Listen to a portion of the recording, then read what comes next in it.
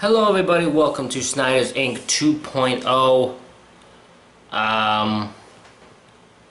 Today we got another Mr. Ballen video. I know you guys are kind of probably getting annoyed for all the Mr. Ballen videos or subscribe to this, but mainly I'm doing them just for multiple reasons. One, because I do enjoy listening to them. They're really fun, good stories to tell. Also helps me test my ability thumbnail wise. I know they're kind of generic, the thumbnails at the moment, but it's kind of just getting me started with it. So I'm gonna kind of just focus on that at this moment. Okay, let's get right into this. This one is top 3 craziest way people escape death part 3. You guys ready? Of course you're ready. Let's go. Today's top story is easily one of the most incredible true stories I have ever heard. But before we get into today's stories, if you're a fan of the strange, dark, and mysterious delivered in story format, then you've come to the right channel because that's all we do, and we upload 3, 4, even 5 times every week. So if that's of interest to you, please secretly follow the like button into a grocery store and then ram the back of their heels with your cart. Also, please subscribe to our channel and turn on all notifications so you don't miss any of our weekly uploads. Alright, let's get into today's stories.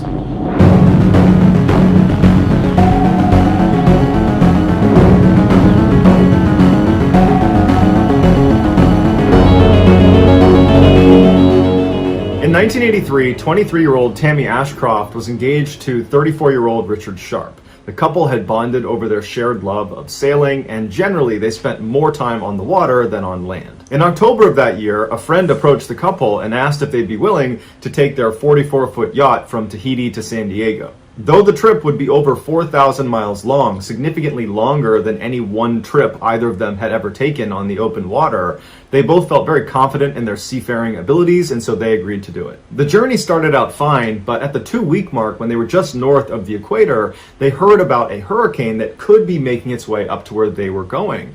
And so even though they anticipated it would kind of peter out and actually not even hit them, they decided it was still in their best interest to try to sail completely away from the path of the storm to safer waters. But over the next couple of days, the storm only intensified and continued to change directions, making it really hard to predict where safer waters was going to be. And so Tammy and Richard kept desperately trying to get farther and farther away from the storm, but it was like every time they would change course and get farther away, the storm would speed up and change directions and still be coming straight for them. And so I'm also going to assume that they end up going back and forth to try to avoid this storm so often that it ends up causing them to get lost.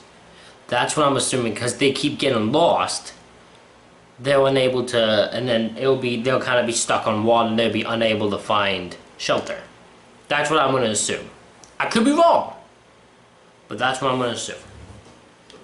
finally, it got to the point where Tammy and Richard realized they could not actually outpace the storm, that they would have to weather it. And so on the day it was going to hit them, they donned their rain gear and they boarded up the windows, and then they stood on the deck of their yacht looking out at the horizon as this Category 4 hurricane is just barreling straight towards them. Tammy would go on to say that she never fully appreciated just how terrifying being in a hurricane is out at sea until she was in one. She said it was a constant barrage of 50-foot waves that would literally launch the yacht. It would become airborne, and then it would come crashing down, and each time it landed, she felt like the boat was going to break in two, and then as soon as it did slam down, another wave would land on top of them. And so it just felt like at any moment the ship was just going to be consumed by the ocean. But Tammy and Richard were excellent sailors, and Richard was up in the cockpit, and he was doing everything he could to keep the boat from not flipping over. And after a little while, he had figured out a way to kind of ride the waves in such a way that they would not get totally tossed each time. And after a couple hours of just absolute chaos, it started to seem like they had made it through the worst of the storm, and that more than likely they were going to make it out of this thing relatively unharmed. And so around this time, as the storm was beginning to calm down, Richard is anchored in place in the cockpit. He's a safety line attached to him to the ground, so he's not going anywhere. And Tammy is just exhausted. It was just so stressful being through the storm. And Richard noticed, and he says, "Tammy, I got this up here. Go down into the cabin and just try to get some rest." And Tammy was very grateful, and she agreed. She opened the doors to the cabin, and she had made it all the way downstairs when she hears Richard yell out from up in the cockpit, "Oh my God!" before a rogue wave comes crashing into their boat head on, flipping the boat backwards like a backflip onto the top, so it's upside down in the water. And Tammy would say it felt like someone ripped the boat out from under her feet, and then she came crashing down and smashed her head and was knocked unconscious. When Tammy woke up 27 hours later, she was laying in the cabin against a chair and half on the ground, and she opens her eyes, and the cabin she's in is half submerged, and everything inside of it has either been thrown on the ground or it's been... Well, they just say she woke up 27 hours later. Did I hear that right? Against the chair and half the boat out from under her feet, and then she came crashing down and smashed... You won't see me play it back. I'm just... Her head and was knocked unconscious. When Tammy woke up 27 hours later, he had been knocked... It is literally 27 hours later. She was knocked unconscious for 27 hours. That is brutal. If I was knocked out for that long, I'd be terrified. If I was out, I fell unconscious and was out for 27 hours. That would scare the hell out of me. Plus, knowing I was in water, oh no, I'd be scared as hell. I'd be like, I'm gonna drown. I worried I'd probably drown. I thought I would wake up thinking I'm dead. I'd wake up thinking I'm dead. So yeah, this is insanity. Broken, there's papers, there's tools. I mean, the place is just a disaster down there, and she can tell the cabin is also slowly filling with water. After the boat had backflipped and Tammy had been knocked unconscious, it continued to get thrown around by waves before miraculously landing upright. Tammy could barely remember what happened, and she's totally overwhelmed by what she's seeing. She's in shock, and all she knows is she has to go up on deck to find Richard. And so she gets up and wades through the water. She gets to the stairs. She's yelling for Richard. She goes up on deck, and she looked around, and the boat was just ruined, and she's yelling for Richard. She's looking around. He's nowhere to be found. And then she looks up at the cockpit where she last saw him, and she can see his safety line that was attached to him, keeping him anchored to the boat, was now dangling off the back of the boat. She ran to the back. She looked, and the safety harness had actually come undone. It had been broken in the storm, and Richard was gone. He had been swept into the ocean, and he was not wearing a life jacket. And Tammy would say he had actually taken it off earlier in the storm and left it down in the cabin. And then when the storm was raging again, he was back up top, anchored in place, and just didn't think to go down and get it. And they both were just not thinking about it. It was just one of those things in a really chaotic situation that got overlooked. And while Tammy wanted to grieve the loss of her fiance, it was like she couldn't. Her survival instincts were kicking in, and she knew if she didn't act quickly to fix this situation, she too would die. And so she began robotically taking stock of the boat's condition, and she saw the masts had broken clean off, the sails were now dragging in the water, the engine, the radio, the electronic navigation system, the emergency position indicator device, all of it was ruined. And so all alone in the middle of the ocean with nothing in sight, no ships, no land, no anything, on a ruined ship that is gradually sinking, after finding out your fiance has been swept out to his death in the middle of a storm, Tammy managed to stay composed, and she built a makeshift sail and began sailing the ship, and she also began slowly pumping the water out of the cabin. She went back into the cabin, and she discovered some of the almanacs were still in there, and she discovered there was a current that she thought she could get to, and so using a sextant and a watch, this woman navigated a ship with a makeshift sail to a current thing that she thought she needed to get to. We could not do that. Us regular people watching this could not do it. There was an instinct you need to have to pull that off.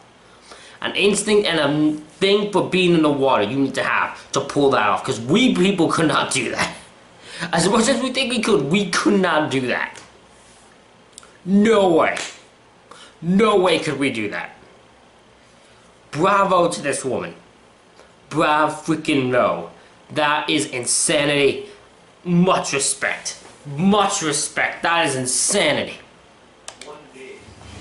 using just a sextant and a watch, she manually navigated this broken down ship using this makeshift sail into this current, and then for 41 days she survived on canned food and peanut butter, and she sailed 1,500 miles to Hawaii. And the whole time she's thinking to herself, if my calculations are off, that this is not the current I'm supposed to be in, I will sail past Hawaii out into the open water, and I will run out of food and water, and I will die. But she didn't die because her calculations were spot on. When Tammy finally stepped foot on land in Hawaii, she was relieved that, she had made it and that she was going to live. But at the same time, she had this flood of emotions where she was suddenly so sad about the loss of Richard. It was like she really hadn't had a chance to grieve his loss, because that whole time after the accident, she was focused on survival. And although Tammy would make a full recovery, it would take her 6 years to learn how to read again because of the head injury she sustained when the boat capsized. But when she did regain that skill, she finally stopped, and she wrote her and Richard's story in a book called Red Sky and Morning that became an international bestseller and was converted into a movie called Adrift.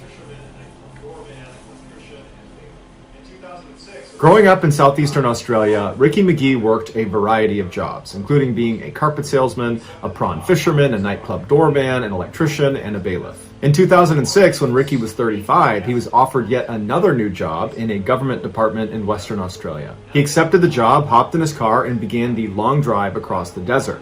While on the extremely desolate Bunteen Highway, which is basically a road in the middle of the desert with nothing around, no people, no buildings, nothing, he's driving along and he sees a group of 3 men standing outside of their car. And so Ricky assumed they must have broken down, so he pulls over to ask if they need help. And they come up to him and they're so gracious that he stopped, and they said, "We ran out of gas, can we hop in with you and ride up to the next town?" And Ricky says, "Fine, climb on in." So the 3 men, they get in his car and they take off. And then after that, Ricky has no memory. He thinks one of them drugged him by putting something in his drink, which was sitting in the center console and was open, but he doesn't know for sure. Ricky remembers waking up and he was in a camp, and he sat up and he was unrestrained, and he looks out in front of him, and the 3 guys that had gotten in the car with him were sitting on rocks looking at him, and one of them had a gun that he was aiming at Ricky. And so Ricky's just looking around, not really sure what's going on, and one of them gets up and comes over and offers him water. Ricky takes a sip of the water because he's very thirsty, and Ricky believes the water was poisoned as well, because shortly after taking a sip, he passed out again. When Ricky regained consciousness a second time, he couldn't move. It was dark and he felt something tugging at his skin, and as he's laying there, he realizes there is black plastic right over his face. He's been buried. And then he realizes there is a dingo that is standing on his chest that has tugged the plastic away from his face, because the dog is trying to take a bite out of Ricky, but the dog is the one that saved his life by creating an air pocket in the plastic. Ricky screamed at the dog panicked and leapt out of the hole and ran away, and Ricky was able to work his finger up to this hole and pull it all the way open and push himself out of the plastic, and he realized there wasn't much dirt or rocks that had been placed over him. They probably thought he would... Hold on, I have so many... Why? Why did the people want to kill this guy? Because they poisoned him twice, or drugged him twice, then now put him in a bag, plastic bag wise, and suffocated him. And tried with the goal to suffocate him. Why? Like, what's the goal? What was the goal? What was the point of it? Was it to rob him? What was the reason?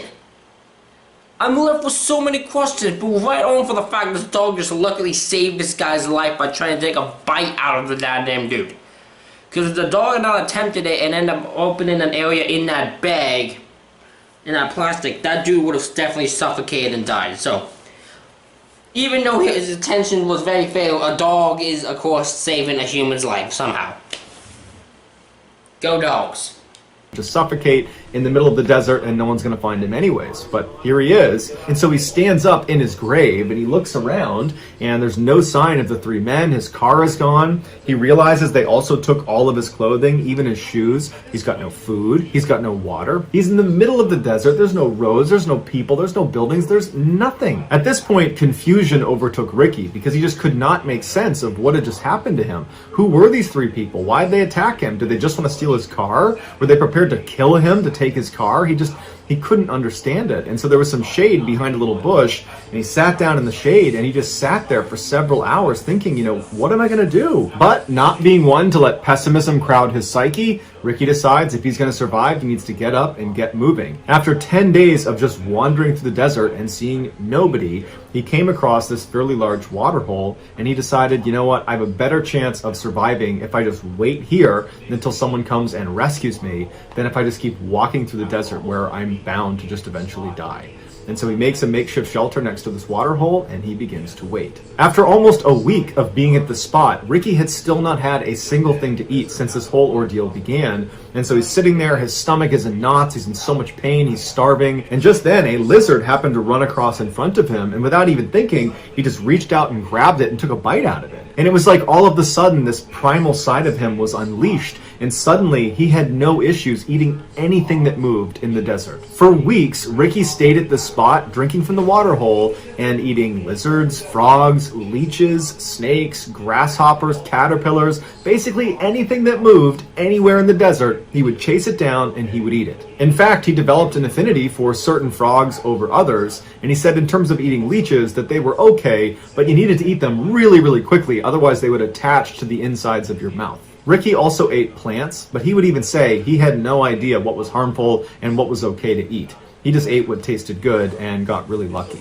But as much as Ricky was eating, it wasn't enough. He was slowly losing his battle with the desert, and he was starving to death. And so Ricky believed he didn't have enough time to just continue to wait at this particular spot. He needed to go out and find help. And so he left that water hole and began stumbling through the desert all over again. But he was so weak, he only lasted for a couple of days before he found another water hole, and he stopped there and he built yet another shelter, this time believing it would become his tomb. Over the next couple of days, wild dogs began coming to his camp and circling his camp. It was like they knew he was about to die soon, or they at least knew he was weak enough they could probably overpower him soon. At night, Ricky had to barricade the door of his shelter because the dogs would get aggressive and they'd come up to the door and try to paw their way inside. On the 70th day of his ordeal, Ricky believed he was probably within a day or two of passing away. And so he put a cross on the outside of his shelter, believing that would be his tomb, and at least this way someone might notice it and find his body, and then hopefully let his family know what happened to him. But on the 71st day, when Ricky happened to be standing outside of his shelter,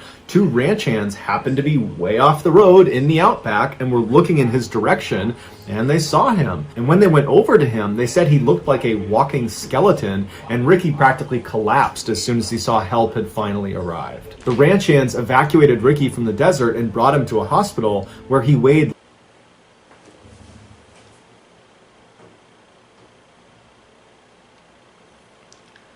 That picture shook me to my core. That picture looked like the most brutal thing I've ever seen. The dude who looked like that, for a dude to stand there, look like almost a complete skeleton, look like nothing, weigh under 100 pounds. When he walked in there weighing 230 into that desert, he ends up weighing less than 100.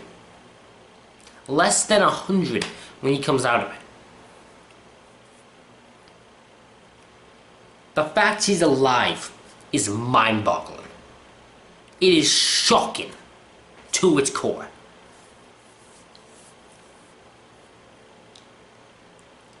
That guy deserves all the credit. All of it. For that. Because that is insanity.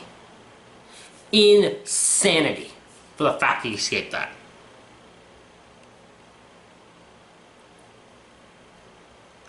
From being drugged, attempted murdered by putting a plastic bag buried, to then just escaping 71 days in a desert. That man deserves all the credit in the world.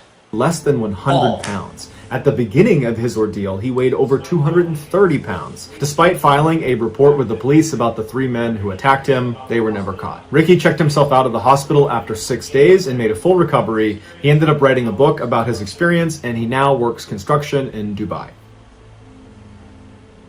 By 1985, he proposed By 1985, the remote and extremely dangerous west face of the Ciula Grande in the Peruvian Andes was still unclimbed. But in 1985, two very ambitious climbers, 25-year-old Joe Simpson and 21-year-old Simon Yates, decided they were going to be the first to conquer it. And by all accounts, they seemed up for the job, having already conquered numerous difficult Scottish ice cliffs, as well as a number of large mountain faces in the Alps. So, in early June of that year, the pair flew to Peru, and they arrived at the base camp that was nearest to the Ciula Grande, but it was still 5 miles away, so they couldn't actually see what they were going to be climbing yet. On June 5th, when the weather was good enough, the pair left camp and worked their way around the huge lake, across the glacier, to the base of this cliff they're about to climb, and when they saw it for the first time, they couldn't believe how steep and dangerous it looked. But over the next 3 days, they managed to make it up this cliff despite a blizzard hitting them halfway through, and they reached the summit. To them, this was a crowning achievement. They had done it. They had written their names in the history books.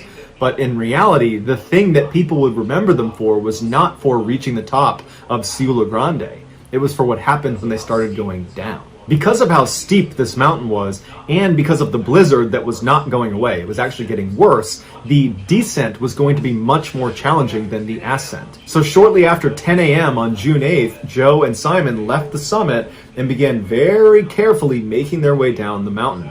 At 11 a.m., disaster struck when Joe lost his footing and fell to the bottom of an ice cliff and shattered his leg. Initially, they both assumed this was a death sentence for Joe, because there's no way he can actually climb down the mountain now, and certainly Simon can't actually carry him down the mountain. They were so high up, and it's so steep, there's just no way. But Simon wanted to at least try to save his friend, so he climbed down to him, he gave him some mild painkillers that he had, and then he attached his rope to Joe, and then Simon anchored himself in the snow, and he began lowering Joe down the mountain, all 300 feet of his rope, and when he would stop, Joe at the other end would anchor himself in the snow with his ice picks, and then Simon would climb down to Joe, and he'd repeat the process over and over and over again, lowering Joe 300 feet at a time. This went on for hours and hours and hours, just backbreaking work for Simon, and Joe, meanwhile, is in excruciating pain from his broken leg. And to make matters worse, the storm had gotten so bad that the visibility between Simon and Joe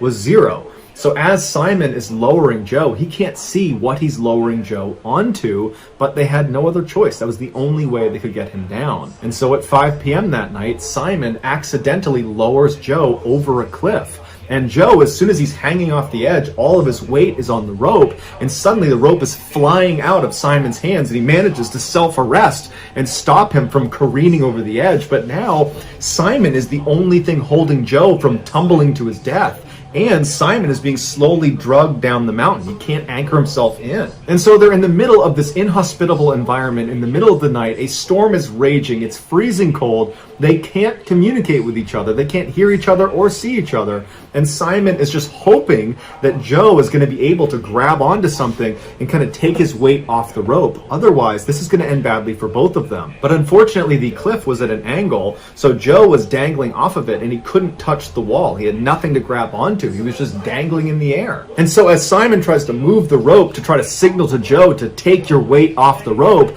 Joe is trying to climb up the rope, but his hands are starting to get frostbit. He's weak, he's in pain, he can't do anything about it. So for the next 2.5 hours, Simon is desperately trying to regain an anchor in the snow, but every second that goes by, he's getting pulled farther and farther and farther down the mountain. He can't see how close he is to the edge. He knows he's getting close. And so finally, at 7:30 p.m., with no other option, he pulls out a knife and he cuts the rope. As soon as the rope was cut, Simon fell backwards. He was safe. Nothing was pulling him off the cliff any longer, but he knew he had just sent Joe to his death. Except Joe didn't die. When that rope was cut, he fell 150 feet and smashed into the ground, except what he hit was a thin sheet of ice that broke from his weight, and he fell another 80 feet into this massive ice crevasse. Joe was knocked unconscious from the fall, but when he woke up, he was laying on his side. He opened his eyes and he looked around, and he couldn't believe he was alive. And he's looking around, he doesn't know where he is, it's totally dark. I thought this was the story of, I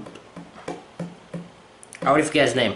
The one dude's name. Not Joe, the other one. I thought it was the other guy's story. I forgot his name for a second. Sorry. I thought it was his story. I thought we were about to see how he still got down the mountain despite the fact he sent his friend to his death. Either this is a story that we're going to see both men's perspective of how they got to safety, Well, this is Joe's story. A guy who just got sent off a cliff by his friend. For his friend to survive, yet him is the one that's probably going to survive in the end. I want to hear this story.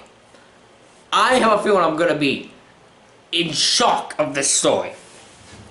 Tell me Joe's story, He turns on his Mr. Ballen. headlamp and he realizes he's fallen into an ice crevasse, and he looks down and he's on this little ledge that's overlooking a much, much deeper fall. He looks down and this ice crevasse seems to just go on infinitely into this black chasm.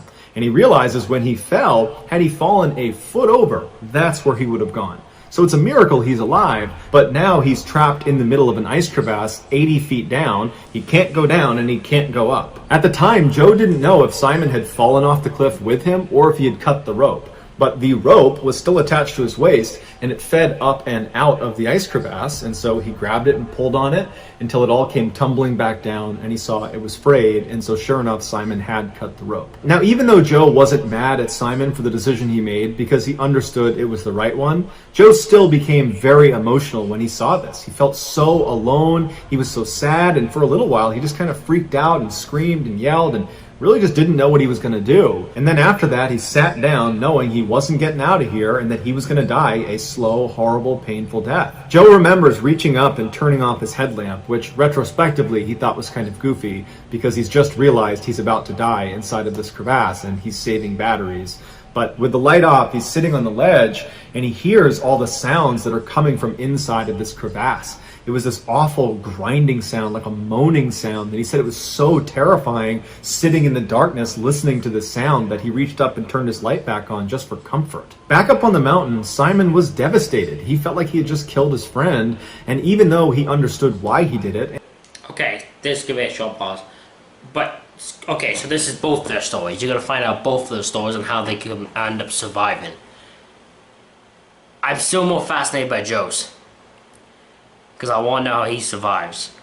Although Simon, thanks for reminding Mr. Ballen, is the one that did it, I'm more in shock by, I'm more curious of Joe's and understood it was probably Simon's. the right decision. It didn't change the fact that he felt incredibly guilty about it. And so that night, he didn't even move from the position he was. He dug a little snow cave, and he laid down and eventually fell asleep. The next morning when he got up, he began moving his way down the mountain, and he finally rounded the area where Joe had been hanging off of that cliff, and he got a chance to look down and see where Joe might have wound up. And to his horror, he's looking down and he sees this massive opening to a crevasse that seemed almost bottomless. And now this confirms that Joe definitely has died because he fell in there. But nonetheless, Simon goes down and goes to the edge of the crevasse and yells into Joe. He's screaming for him to call out if he's still alive. But after a while, he never heard anything from Joe, and with a heavy heart, Simon turned around and started heading back to base camp. A little while after Simon had left, Joe finally woke up. He had been asleep when Simon was yelling down for him. And so Joe wakes up, he's looking around, he can't believe this wasn't a bad dream. He starts yelling for Simon because he doesn't know what else to do. But after a while, he realized Simon's not going to come down here to get me. He cut the rope. He thinks I'm dead already. At this point, Joe decides he needs to try to climb out of the crevasse, even with a broken leg. And so he gets himself in position, he gets his ice picks, and he starts making his way up this ice wall, but he can't put any weight on his broken leg, and he keeps falling down, and he's realizing, I can't climb this. I probably couldn't climb this with two good legs, let alone with this broken one. And so Joe had two choices. He could wait on the ledge and hope to be rescued, but by his calculations, it was unlikely someone was going to come out here and rescue him anytime soon, because Simon is going to say he's dead. So wait on the ledge and probably die a slow, painful death. Or he can go down deeper into the crevasse, which he has no idea where it goes, and hope somewhere down in that black void there's an opening that leads back out to the outside of the mountain. So he made his choice, screwed an anchor into the ice, put his rope through it, he tested it to make sure it would hold his weight. He looked down into the void one last time and knew that as soon as he stepped off of this ledge, he could not come back up again. This was a one-way trip. And if he made it to the bottom of his 300-foot rope and he didn't find a ledge or a tunnel or something to put his feet on, he would slip off and fall to his death. On purpose, he did not put a knot at the end of his rope because he figured either I'll find a way out or I won't, but at least it'll be quick. Down he went about 80 feet into this pitch black crevasse. He has no idea what's down there. And he gets to a point where the walls kind of come together and he was able to squeeze through it. And he realized once he got through that point, it was like the center of an hourglass. where below it, it kind of opened up. And as soon as he pushed through, he could actually see to the ground. He saw flat ground, and there was light shining on it, which meant there was a hole leading out into the mountains somewhere down there. And so he went all the way down, he touched the bottom, it was solid ground, he disconnected from his rope, and he climbed his way up this incline to where the sun was coming in, which was this hole that led right back out onto the mountain. And sure enough, he crawled out and tumbled out, and the sun is shining on him, and he remembers just laying on the mountain looking at the sun and laughing. He couldn't believe it. But after the initial relief of not dying wore off, he realized he was not out of the woods yet. He still needed to climb down the rest of the mountain, and there wasn't that much left to climb. He was towards the bottom, and it wasn't that steep. But after that, he would need to navigate 5 miles back to base camp. But over several delirious, painful, miserable days, he managed to crawl all the way back to base camp, and he got there right as Simon was packing up the tent and getting ready to leave. He could not believe he saw Joe alive. Joe said Simon just swore. He just endlessly swore. He was cussing. He couldn't even speak. He didn't understand. It was like he was looking at a ghost. But after that kind of crazy initial interaction, Simon just gave... Oh, hell yeah! That'd be me too! That'd be me! That'd be fucking me! Oh, hell yeah! I saw my friend who I thought was dead coming back 7 days later, or like almost longer than that. Oh yeah, my reaction, I'd be swearing up a storm. I would have no idea what to think. I would have no idea what to think, what to say, how to act. I wouldn't know. I would be losing my mind. I'd be in shock. I'd be in shock. I wouldn't be able to do anything but swear.